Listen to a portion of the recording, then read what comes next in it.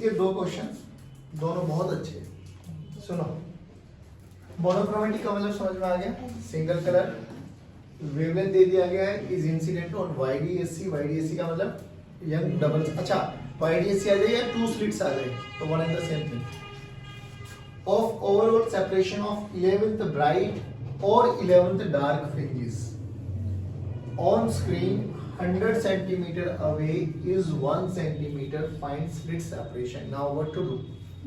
क्या क्या क्या निकालना, क्या ये बताओ। छोटा डी परफेक्ट है। क्या क्या गिवन है?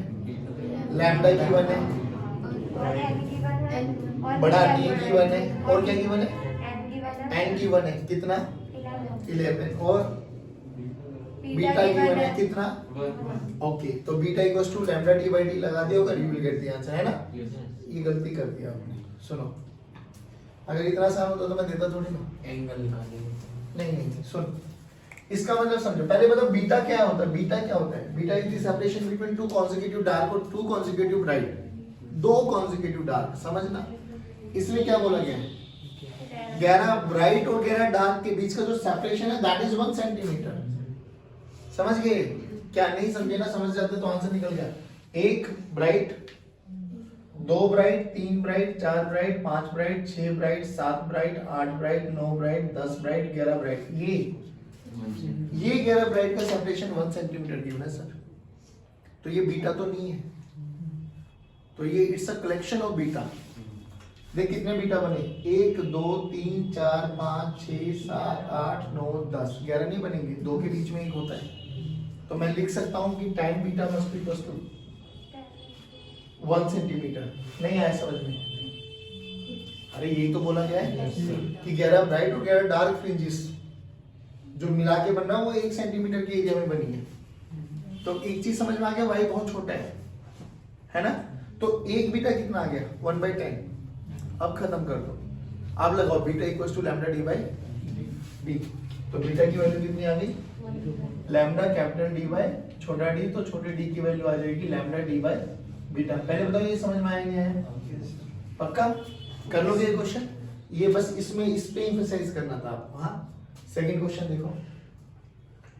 इन वाईडीएससी बड़ा डी दे दिया, छोटा डी दे दिया, लैम्डा दे दिया। ये सब डेटा देने के बाद हमसे क्या बोला गया है? Find the distance between first and central maxima. Now listen to me very carefully. ये सेंट्रल मैक्सिमा सीबीएफई है। एक चीज और समझ, जब तक कुछ भी केस मेंशन ना किया जाए अपना ज्यादा दिमाग मत लगाना। तेरे लिए केस नंबर 1 ही चलेगा। दैट इज व्हाट कि rays are perpendicular to the plane of slits. ऐसे स्लिट्स है और सामने स्क्रीन है और रेज ऐसे आ रही है। बात समझ में आ गई? कोई ऑब्लिक इंसिडेंस कुछ भी मत मान लेना जब तक ना बोला जाए। तेरे लिए वही केस है। Now what to do? हमें क्या बोला गया है कि मान लो ये आपके पास स्क्रीन है, मतलब वो है आपके सोर्सेज S1 एंड S2, और ये स्क्रीन है। ऐसे सेपरेशन D हैगा, इनका सेपरेशन छोटा d, और हमसे क्या बोला गया है? इनके बीच में बनने वाला ये सेंट्रल मैक्सिमा है बाबा, और यहाँ पे बनने वाला फर्स्ट मैक्सिमा। यही तो निकालना है ना हमें, यानी हमें ये कैलकुलेट करना है। बोलो कैसे? y कैलकुलेट करना है। y तो निकालते थे हम लोग, बोलो कैसे करें? हाँ, बीटा भी नहीं, बीटा ही बोला बेसिकली, बट बीटा निकाले कैसे? लैम्डा डी बाई डी है, तो लैम्डा भी दे रखा है, डी भी दे रखा है और डी भी दे रखा है, तो ये बेसिकली बीटा ही बन जाएगा। परफेक्ट। नाउ जो क्वेश्चन है ना, अब ये इसमें सोचने वाली बात है। याद कर, तुझे कल एक डेटा लिखवाया था कि वाईडीएससी की मस्ट कंडीशन है। एक सेकंड सुनना पहले मेरी बात। डेल्टा एक्स की वैल्यू क्या होती थी? D sine theta. ब्राइट के लिए D sine theta N lambda के बराबर होता था, डार्क के लिए 2n - 1 लैम्डा बाई 2 के बराबर होता था। और जब हमने बोला साइन थीटा, थीटा बहुत छोटा एंगल है, साइन थीटा tan थीटा के बराबर है, तब हमने बोला था कि y की value n lambda d by D आती है, उधर 2n - 1 lambda d by 2d आती है, और बीटा की value lambda d by D तभी आती है जब थीटा इज वेरी वेरी छोटा। ध्यान रखना इस बात को।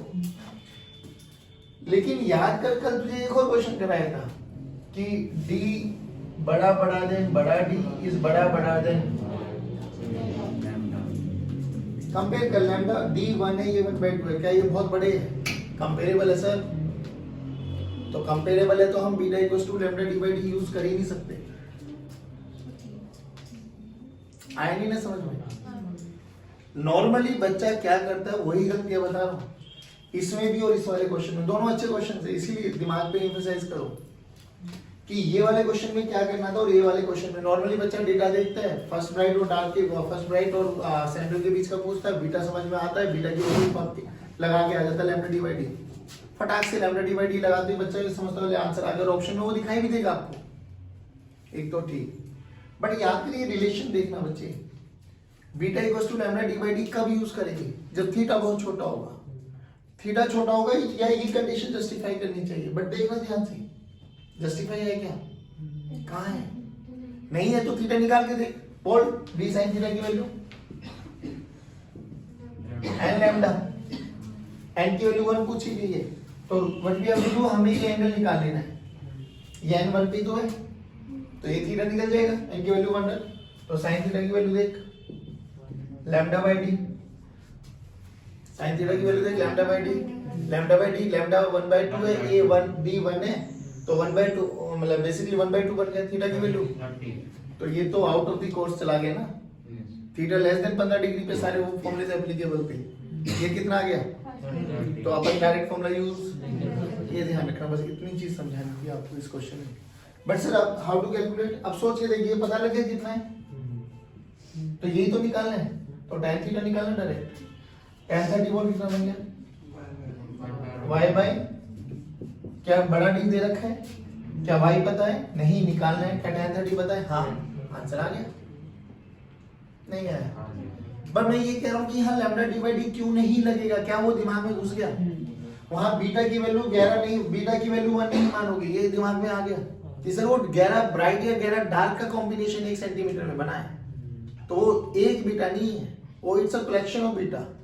यहाँ पर भी बीटा ऐसा डेटा देखिए, ये बीटा नहीं पूछा, बीटा जब पूछता जब ये कंपेरेबल नहीं होते।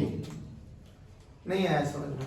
पक्की बात है। अगला क्वेश्चन देखो, find the number of maximas and minimas obtained on the screen. ठीक है, यहाँ से सोर्स जा रहा है, ये सेम डेटा है, बोला गया कितने मैक्सिमा कितने मिनिमा बनेंगे। अब ये अच्छा क्वेश्चन है। अब ना व्हाट टू डू, कुछ भी मत करो, हमें इतना समझ में आता है मैक्सिमा बनने की कंडीशन बोलो, delta x this is equals to d sin theta, है ना, d sin theta and this is equals to n lambda, ये मैक्सिमम की कंडीशन है, होना चाहिए। अब आप ध्यान से देख, sin थीटा की वैल्यू क्या होगी? n लैम्डा बाय d, और sin थीटा का एक कंस्ट्रेंट है बच्चों, क्या कि मैक्सिमा ये एक से ज्यादा हो ही नहीं सकता, तो जो ये वाला फैक्टर है ये एक या एक से छोटा होना चाहिए, यानी शुड बी लेस देन और इक्वल टू, हो सकता है यही तो होना चाहिए। तो n निकालो ना, यहाँ से n की वैल्यू देखो क्या आ गई, d बाय d कितना है 1, लैम्डा कितना है 1/2, तो ऊपर चला गया, कितना बन गया 2, तो कितने बनेंगे मैक्सिमम? नहीं, 2 ऊपर 2 नीचे और 1 बीच में। नहीं सब भाई, ये तो बन ही चुका है ना, ये कंडीशन हम किसके लिए लगा रहे हैं? पहले और दूसरे के लिए ना, तो इसकी कंडीशन ये हमारे लिए कि ये 2 से ज्यादा, ये 2 आ गई ना, तो 2 इस सेंट्रल मैक्सिमा से 2 ऊपर बनेंगे, 2 नीचे बनेंगे, तो टोटल मैक्सिमा कितने बनेंगे? 5, 1 2 3 4 5। बोल समझ में आया क्या है? मिनिमास देखो, चले एक बार आ जाओ, मिनिमास के लिए क्या करना है? d sin theta 2n minus 1 lambda by 2, नहीं लैम्डा बाय 2 बस, फिर वही d निकालो, कि बस sin थीटा की वैल्यू निकालो, sin थीटा की वैल्यू बोलो 2n minus 1 lambda by 2 into d, फिर वही कंस्ट्रेंट साइन के साथ, भाई मैक्सिमम वैल्यू इतनी हो सकती है, इससे ज्यादा नहीं हो सकती। अब इक्वेट करके n की वैल्यू निकाल लो, बोलो कितनी आएगी, ले जाओ उधर 2n minus 1, ये तो 2 ही आ गया मेरे ख्याल से, नहीं लैम्डा बाय 2 भी आ गया ना, तो ये कितना हो जाएगा 4 आ गया 4, और ये इधर जाएगा +1 5 डिवाइडेड बाय 2 2.5, अभी अगर पॉइंट्स में आ जाए तो वो ग्रेटेस्ट इंटीजर वाला कॉन्सेप्ट लेना है, तो 2.5 का ग्रेटेस्ट इंटीजर कितना है? 2। याद है नहीं तो 2.7 का 2, 2.9 का 2, 3.2 का 3, या होना चाहिए ग्रेटेस्ट इंटीजर। जो पहले वाला होता है वही होता है। अब देख 2 बनेगा,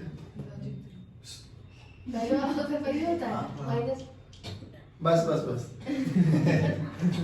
ठीक है। तो अब बाकी धानी को बुलाऊंगा, वो समझाएगी ग्रेटेस्ट इंटीजर।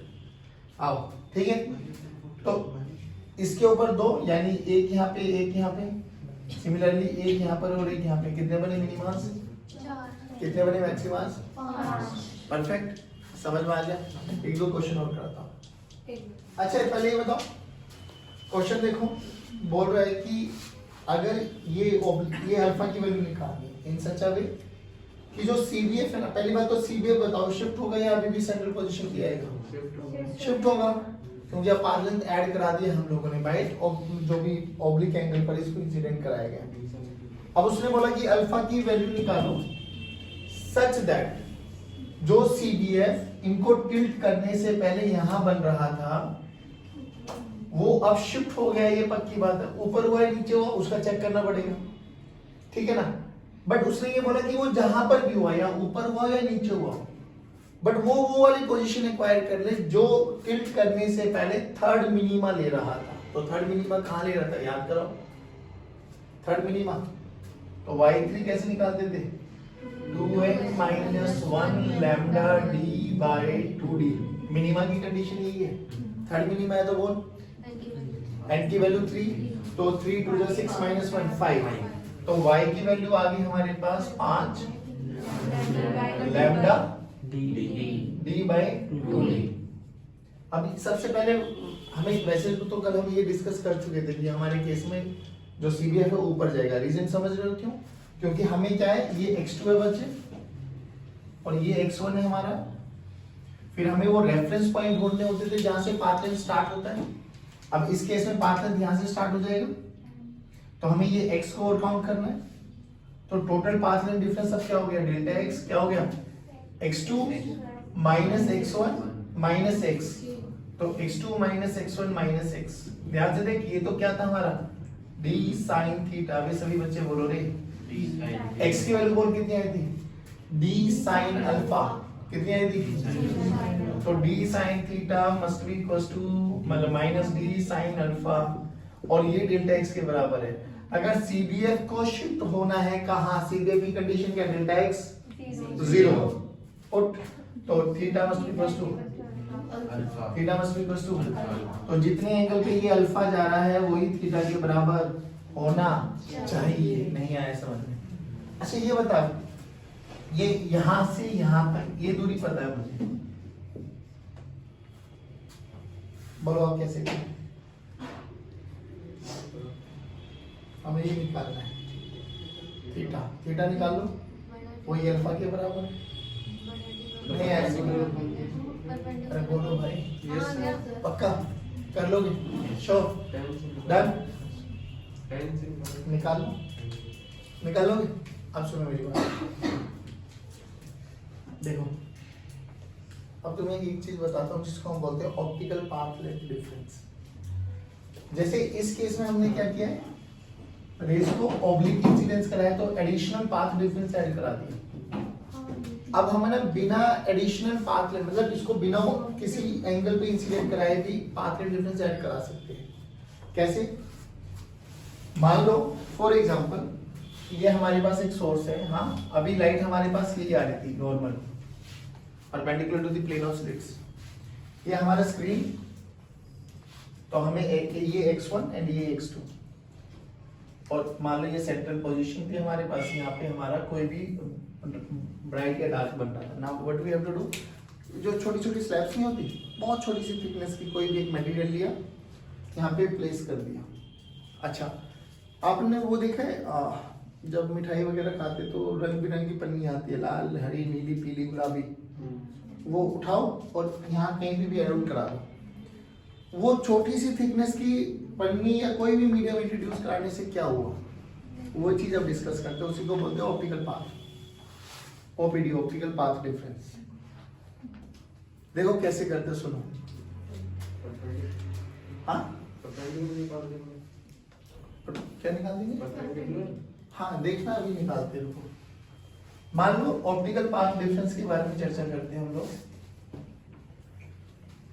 ये कोई भी एक मीडियम है जिसकी थिकनेस हमारे पास t गिवन है, मीडियम है जिसका रिफ्रैक्टिव इंडेक्स भी होगा, ठीक है, बहुत आराम से समझना। वैसे वर्बली बताऊं इसको कैसे कर सकते हैं, जैसे अगर मुझे ये पता लग जाए कि कोई भी लाइट, अच्छा देख एक बात और है, वैक्यूम में जो लाइट चलती है वो सी से चलती है, बाकी किसी भी दूसरे मीडियम में स्पीड कितनी हो जाएगी? कम। कितने फैक्टर से? म्यू, उसको बोलते हैं रिफ्रैक्ट। तो किसी भी मीडियम में cm जो speed of light in medium हो जाएगी, that is c by mu, c by। सोच के देख, अगर इसमें यहां से यहां तक जाने में t सेकंड लिया, मीडियम में t सेकंड लिया, t थिकनेस को पार करने के लिए कैपिटल T टाइम लगा, तो रिलेशन निकाल। मान लो स्पीड ऑफ लाइट है c वैक्यूम में, यहां पर हो जाएगी c बाई म्यू, लेंथ कितनी है t, डिस्टेंस बोलो, distance this is equal to speed into time t, done. Distance की वैल्यू t, स्पीड की वैल्यू c बाई म्यू, ऊपर ये टाइम आ गया। इतना समय लगा इसको a से b तक जाने में। सोच मीडियम ना होता तो इतने ही टाइम में ये लाइट कितना डिस्टेंस ट्रेवल कर पाती? दोबारा सुनो, इतने ही टाइम में ये लाइट कितना डिस्टेंस ट्रेवल कर पाती? c into T. तो इन वैक्यूम अगर हम बात करें, इन वैक्यूम बोलो तो वो टी डैश माने नया डिस्टेंस, वो कितना हो गया? Speed into time. स्पीड की वैल्यू रखो c, टाइम की वैल्यू ये रख दो c into mu T by c ने c को मारा, तो यानी वो म्यू टाइम्स जो पहला डिस्टेंस ट्रेवल किया उसके म्यू टाइम्स हो जाता। तो पाथ डिफरेंस कितना आया? म्यू टी में से 3 माइनस कर दो, दैट्स इट।